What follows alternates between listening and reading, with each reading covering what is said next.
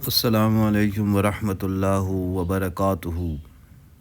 اسباب رزق بھی الرزاق جل جلالہ ہی کی پیدا کردہ ہے۔ اگر اللہ کسی شخص کی مدد کرنا چاہے تو اس کے لیے اسباب پیدا کرنا کیا مشکل ہے۔ سارے اسباب غنا و فقر کے وہی پیدا کرتا ہے۔ نبی اکرم محمد صلی اللہ علیہ وسلم فرماتے ہیں کہ جو شخص بھوکا ہو یا حاجت مند ہو اور وہ لوگوں سے اپنی حاجت کو پوشیدہ رکھے تو اللہ پر بوجہ اس کے لطف و کرم کے یہ حق ہے کہ اس کو 1 سال کی روزی حلال مال سے عطا فرمائے۔ بحوالہ مشکات باب فضل الفقراء صفحہ 449۔ اگر ہم اپنے گھر میں 100 مہمانوں کی ضیافت کرتے ہیں تو احتیاطاً 110 مہمانوں کے کھانے کا انتظام کرتے ہیں۔ قدرت کے نظام کو اتنا کمزور کیوں سمجھا جائے کہ وہ اگر زمین میں ایک دن میں 1 لاکھ نومولود کے آنے کا انتظام کرتا ہے تو ان کے کھانے کا اس سے زیادہ ہی کرے گا۔ اس نے بھوک کو پیدا کیا، وہی بھوک کے دور کرنے کا انتظام کرتا ہے۔ ابھی بچہ ماں کے پیٹ میں آتا بھی نہیں ہے کہ پہلے سے غذا کے لیے خون موجود ہوتا ہے، اور جب بڑا ہو گیا تو رزق کے لیے رونے کی خوب عادت عطا کر دی۔ الرزاق جل جلالہ کی ذات نے شیرخوار بچوں کو نرم و عارضی دانت عنایت فرمائے، مگر جوں ہی بچہ بڑا ہونے لگتا ہے تو یہ عارضی دانت گرنے لگتے ہیں اور بتدریج مستقل دانت ان کی جگہ لے لیتے ہیں۔ چنانچہ دودھ کے دانت تعداد میں 20 ہوتے ہیں، ہر جانب اوپر نیچے 5 یہ 6 سال تک ساتھ دیتے ہیں۔ اسی دوران ایک داڑھ مستقل آ جاتی ہے اور اس طرح کل دانت 24 ہو گئے۔ پھر سامنے والے گرتے ہیں اور نئے آ جاتے ہیں، پھر بتدریج 28 ہو جاتے ہیں۔ 17-18 سال کی عمر میں ایک عقل داڑھ آ جاتی ہے، اس طرح کل دانت 32 ہو جاتے ہیں۔ اور غذا جب معدہ میں داخل ہوتی ہے تو وہاں نمک کا تیزاب خوراک میں موجود مختلف قسم کے جراثیم کو مار دیتا ہے، اور معدہ کے نمک کا یہ تیزاب اس قدر تیز ہوتا ہے کہ وہ خوراک میں لی گئی تمام اشیاء پر اثر انداز ہوتا ہے، مگر معدہ اس کے اثر سے محفوظ رہتا ہے، اس لیے کہ معدہ کی دیواروں پر ایک مخصوص قسم کی چکنی اور لیس دار تہ غشائے مخاطی موجود ہوتی ہے، جس کی موجودگی معدے پر تیزاب کو اثر ڈالنے نہیں دیتی۔ معدہ کے اندر 3.5 کروڑ کے قریب غدود ہوتے ہیں جن سے خاص کیمیائی مادوں کا اخراج ہوتا ہے۔ بحوالہ اللہ کی نعمتوں کی حیرت انگیز بارش صفحہ 54 تا 57۔ فضا میں فضا کے پرندوں کے لیے رزق مہیا کیا اور پانی میں پانی کے جانوروں کے لیے۔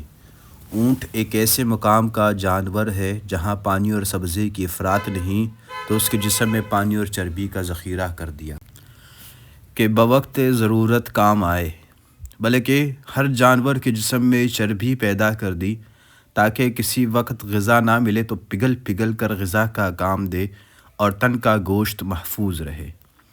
بحوالہ شرح اسماء حسنہ صفحہ 771 الازہری۔ حضرت مولانا یوسف رحمۃ اللہ علیہ نے فرمایا کہ اصل چیز سیکھنے کی ہے ایمان، اور یہ انسان ایمان سیکھنے کو تیار نہیں۔ ایک تو کمانے والے ہیں جن کا پورا یقین اپنی کمائی پر ہے، دوسرا طبقہ وہ ہے جو کماتا نہیں، زبان سے کہیں کہ اللہ دے دے، کسی نہ کسی پر یقین رکھیں کہ فلاح کر دے گا۔ تبلیغ تو خوب ہو رہی ہے، اندر سے ٹٹولو تو اس کے دل کے اندر گوبر بھرا ہوا ہوگا۔ ایمان کے لیے علم، ایمان ہی کے لیے ہے نماز، روزہ، حج، زکوٰۃ۔ آخر میں یہ ہے کہ جو آدمی ایمان پر مرے گا وہ جائے گا جنت میں۔ آخر کی دعا بھی یہ ہے کہ جسے زندہ رکھے عملوں پر زندہ رکھ، اور مارے تو ایمان پر مار۔ قبر میں جاتے ہی یہ سوال ہوگا کہ تیرا پالنے والا کون ہے؟ آدمی اپنے ذہن میں جس سے پلا ہو اس کی ہر وقت رعایت کرے۔ زمیندار کے ذہن میں یہ بیٹھا ہوا ہے کہ میں زمینداری سے پلوں گا، چاہے کتنا ہی سمجھا لو بارش ہو گئی، بغیر کھیتی بغیر بیل کے نہیں، بیل بغیر پیسے کے نہیں، سود پر قرضہ لیا، بیل خرید لیا۔ زمینداروں کی اکثریت آج ایسی ہی ملے گی۔ کھیتی سے نہیں پلتا، اللہ پالتا ہے۔ جس کا یقین ہوگا اللہ سے ملنے کا، قرضہ نہ ملا تو وہ بیل خریدنے کا ارادہ نکال دے گا، بٹائی پر دے دے گا، یا وہ کام کرے گا جس سے بیل کے بغیر کام چل جائے۔ جس کا یقین یہ ہے کہ زمینداری سے پل رہا ہوں، وہ سود بھی لے لے گا، رشوت بھی دے گا، جھوٹا بیان بھی دے گا۔ مرا یہ آدمی، مرتے ہی پہلا سوال کہ تیرا پالنے والا کون ہے؟ کمانے والے یا نہ کمانے والے بھی، کوئی ضرورت آ کر بھی آڑے گی، یوں کہیں گے پیر صاحب یوں کر دیں گے، منشی جی یوں کر دیں گے۔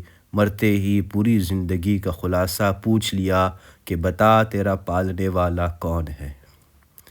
اگر یہ یقین لے کر گیا کہ اللہ پالتا ہے، نہ کمائی سے نہ کسی شکل و صورت سے پلنے کا تعلق، اگر ساری دنیا میں کوئی نہ ہو تو بھی اللہ مجھے پالے گا، تو جٹ کہہ دے گا کہ میرے پالنے والا اللہ ہے۔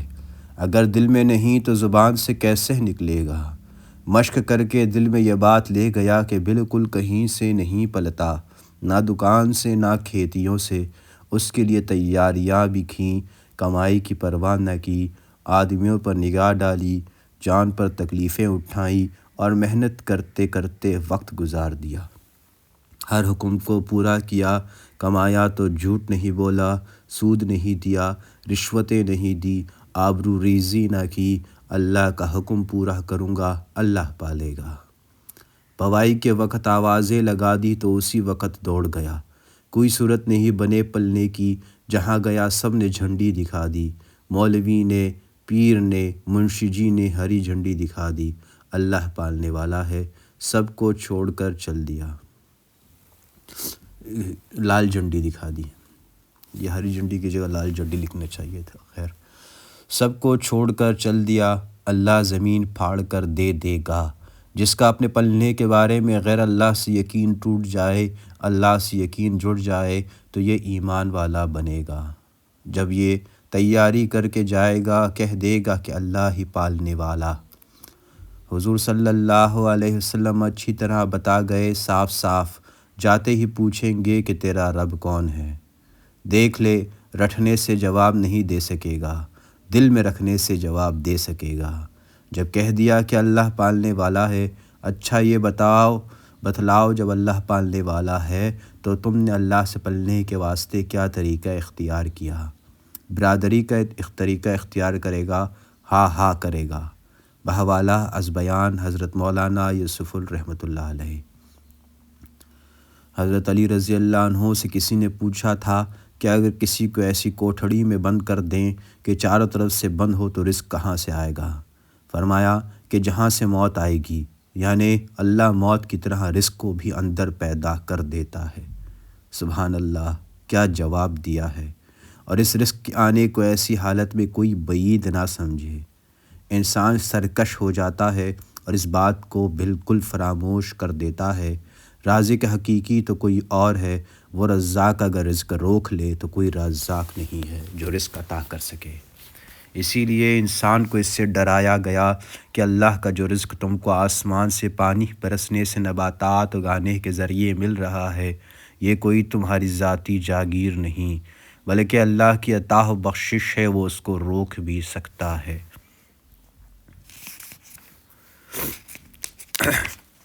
سورہ ملک کے ایک آیت کا ترجمہ ہے کہ آیا 21 کا ترجمہ، اگر وہ اپنا رزق روک لے تو کون ہے جو تمہیں رزق دے سکے؟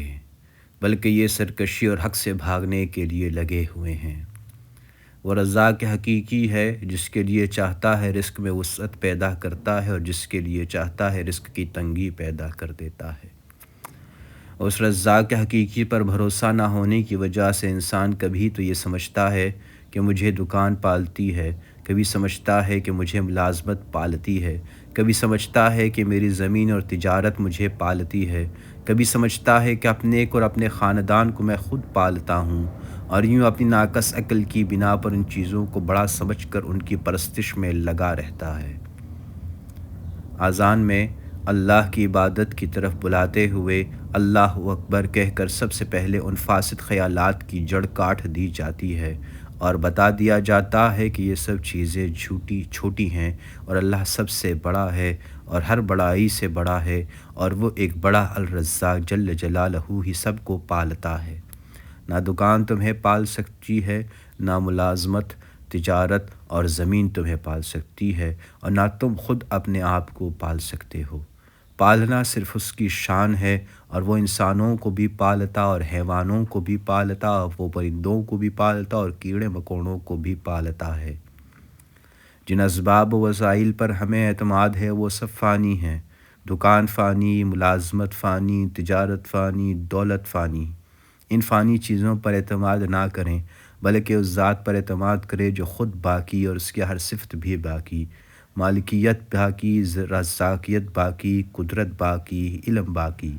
غرض یہ کہ اس کی کوئی صفت فنا سے آشنا نہیں ہو سکتی۔ تنبیہ: اس وصف رزاقیت سے بندے کا اصلی حصہ دو امر ہیں۔ ایک تو یہ کہ اس وصف کی حقیقت سمجھے اور یقین کرے کہ اللہ کے سوا اور کوئی اس وصف کا مستحق نہیں ہے، لہٰذا ہمیشہ اللہ ہی کو روزی رسا سمجھے اور اس کے متعلق اللہ ہی پر توکل کرے۔ اللہ جل جلالہ نے زمین و آسمان پیدا فرما کر جہاں انسانوں کے لیے معاش کے دروازے کھول دیے، وہاں جانوروں کے لیے بھی معاش کے دروازے کھولے ہیں۔ گھر کے پالتو جانور مثلاً بکری، گائے، بیل، گھوڑا، گدھا وغیرہ بھی اگرچہ حقیقت کے اعتبار سے اپنی روزی اور ضرورت معاش الرزاق جل جلالہ کی ہی طرف سے پاتے ہیں، مگر ظاہری طور پر ان کی خورد و نوش اور رہائش کا انتظام انسانوں کے ہاتھوں میں ہوتا ہے۔ حاتم اسم رحمۃ اللہ علیہ کی نسبت روایت ہے کہ کسی نے ان سے پوچھا کہ تم کہاں سے کھاتے ہو؟ حاتم بولا، اس کے خزانے سے۔ سائل نے پوچھا، کیا وہ آسمان سے تمہاری طرف روٹی پھینک دیتا ہے؟ حاتم بولا، اگر زمین اس کی اپنی نہ ہوتی تو بے شک اس کو آسمان ہی سے روٹی پھینکنی پڑتی۔ سائل نے پوچھا، تم کلام کی تعویل کرتے ہو؟ حاتم بولا، اس لیے کہ اس نے آسمان سے کلام ہی نازل فرمایا ہے۔ سائل نے پوچھا، معاف کیجیے کہ میں آپ سے بحث کرنے کی طاقت نہیں رکھتا۔ حاتم بولا، اس لیے کہ حق کے آگے باطل ٹھہر نہیں سکتا۔